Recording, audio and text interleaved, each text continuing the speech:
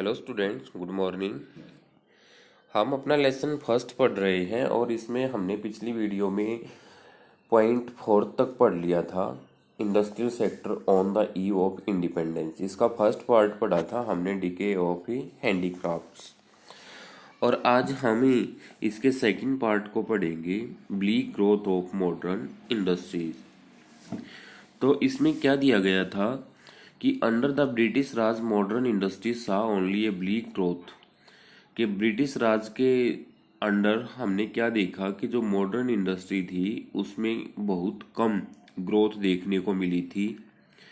Modern industry मतलब आधुनिक जो उद्योग थे उनमें बहुत कमी ग्रोथ देखने को मिली थी। Only in second half of the 19th century that the modern industry showed its emergence, कि जो 19th सेंचुरी का सेकंड हाफ था केवल वहीं पर मॉडर्न इंडस्ट्री में आती हुई दिखाई देती है, यानी कि उनका कुछ एमरजेंस दिखाई देती है, उनकी कुछ ग्रोथ दिखाई देती है। 3 observation need to be noted in this regard, 3 observation देखी गई थी इससे संबंधित थी। फर्स्ट है, some industries were established by the private entrepreneurs. तो यहाँ पर क्या दिया गया है कि जो प्राइवेट ये उद्यमी थे या प्राइवेट जो काम करने वाले थे उन्होंने क्या किया था, कुछ इंडस्ट्रीज को एस्टेब्लिश किया था। These included iron and steel. Tata iron and steel company was founded in 1907। तो टाटा आयरन और स्टील कंपनी को फाउंड किया गया था 1907 में। Sugar, cement and paper industries, तो शुगर से रिलेटेड, सीमेंट से रिलेटेड और कागज से रिलेटेड इंडस्ट्रीज जो हैं वो फाउंड की गई थी, बनाई गई थी। उसके बाद सेकंड ऑप्शन दिया गया है, the state participation in the process of modern industrialisation was limited.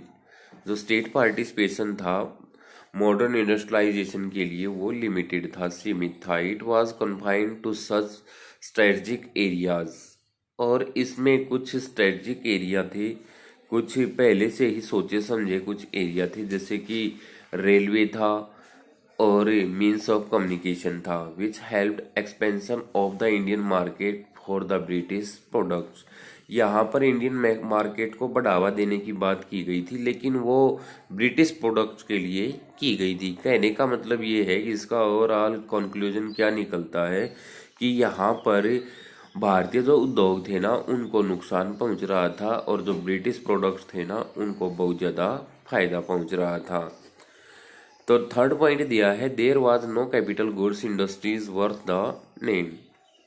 यहाँ पर कोई भी कैपिटल गुड्स नहीं, कैपिटल गुड्स इंडस्ट्री नहीं थी वर्थ द नेम, जिसका नाम चलता हो। Capital goods industry produces goods like machines and industrial plants which are used for further industrialisation.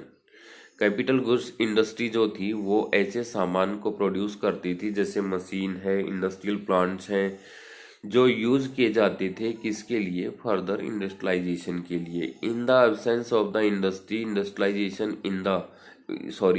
Industrialisation in India remain lopsided.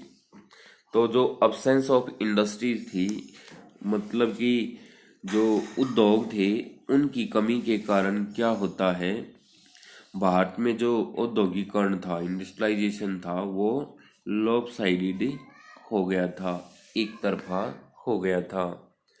Briefly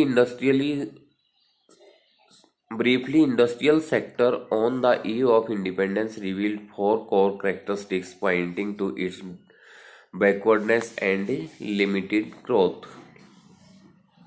तो यहाँ पर क्या है, जो इंडस्ट्रियल सेक्टर है ईव ऑफ इंडिपेंडेंस के टाइम पर, वो 4 तरह की कैरेक्टरिस्टिक्स के बारे में बताता है कि जो लिमिटेड ग्रोथ हुई थी, बैकवर्डनेस आया था, वो क्यों आया था। तो सबसे पहले दिया है, handicraft industry was systematically destroyed by the British government. British government ने एक सोचे समझे तरीके से, या सोची समझी जो प्लानिंग थी उनकी, उसके तहत इंडियन हैंडीक्राफ्ट्स को डिस्ट्रॉय कर दिया गया था, बिल्कुल नष्ट कर दिया गया था। It was largely owing to the discriminatory tariff policy of the British government.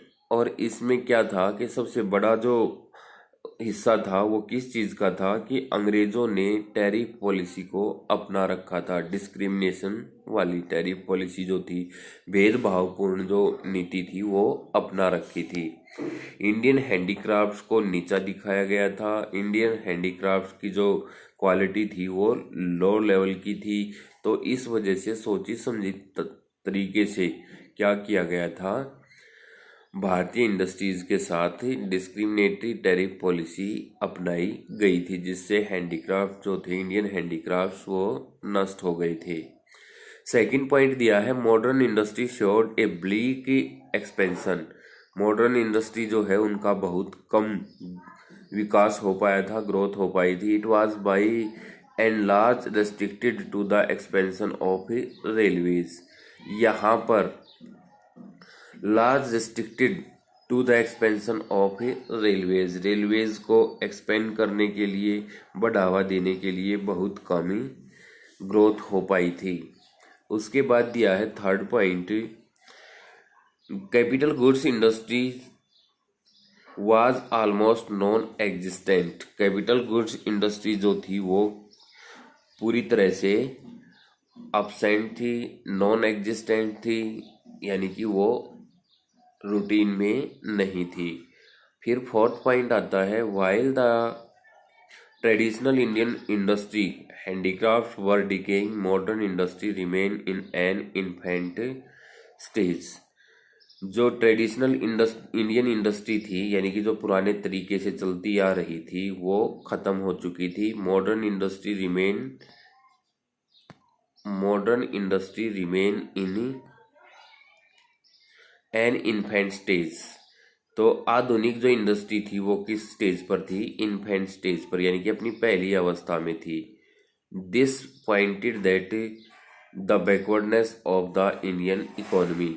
इससे क्या होता है कि जो इंडियन इकोनॉमी है उसकी बैकवर्डनेस का पता लगता है विद लिटिल और no evidence of dynamic change. और इसमें कोई भी डायनामिक चेंज दिखाई नहीं देता। डायनामिक चेंज का मतलब उसमें कोई भी मूवमेंट दिखाई नहीं देती। तो इसमें बॉक्स में दिया गया है twofold motive behind the systematic deindustrialization during the British rule in India. कि इसमें सिस्टमेटिक डी इंडस्ट्रियलाइजेशन किया गया था ब्रिटिश रूल के दौरान, वो क्या था, उसके जो मेन पॉइंट्स थे वो क्या थे। तो पहला दिया है to exploit India's wealth of raw material and primary products. के जो इंडिया के रॉ मटेरियल्स प्रोडक्ट थे उनको लूट लिया जाए, like cotton and jute. It was required to fulfil the emerging needs of industrial inputs in the wake of industrial revolution in Britain.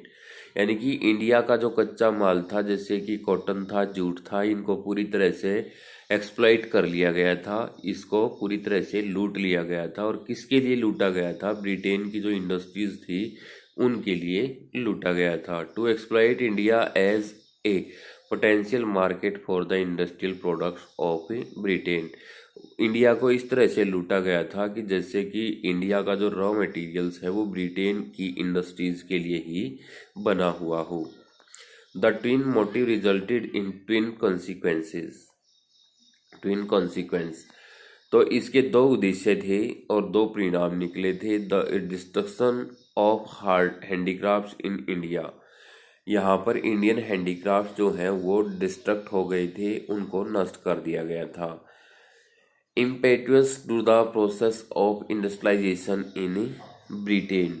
और Britain में जो इंडस्ट्रियलाइजेशन था उसको पूरी तरह से क्या कर दिया गया था? बढ़ावा मिल चुका था।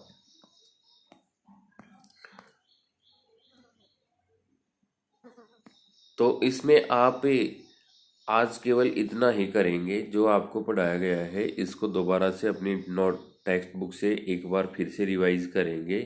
कल हम ही नेक्स्ट पॉइंट यानी कि फिफ्थ पॉइंट के बारे में पढ़ेंगे, foreign trade under the British rule.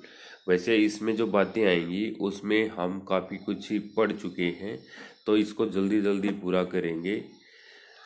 तो आप इसको एक बार पढ़ लेंगे फोर्थ पॉइंट तक पूरे लेसन को। Thank you.